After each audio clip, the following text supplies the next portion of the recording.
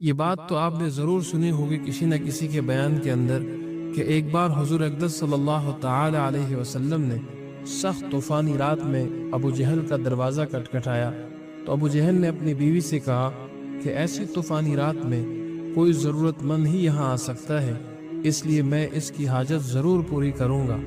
چنانچہ جب ابو جہل نے دروازہ کھولا تو دیکھا کہ حضور اکرم صلی اللہ تعالی علیہ وسلم کھڑے ہیں۔ آنے کی وجہ پوچھی تو حضور پاک صلی اللہ تعالی علیہ وسلم نے جواب میں فرمایا کہ ایمان لے آؤ، کامیاب ہو جاؤ گے۔ اس پر ابو جہل کو غصہ آیا اور اس نے دروازہ بند کر دیا۔ یہ واقعہ آپ نے ضرور کسی نہ کسی کے بیان میں سنا ہوگا۔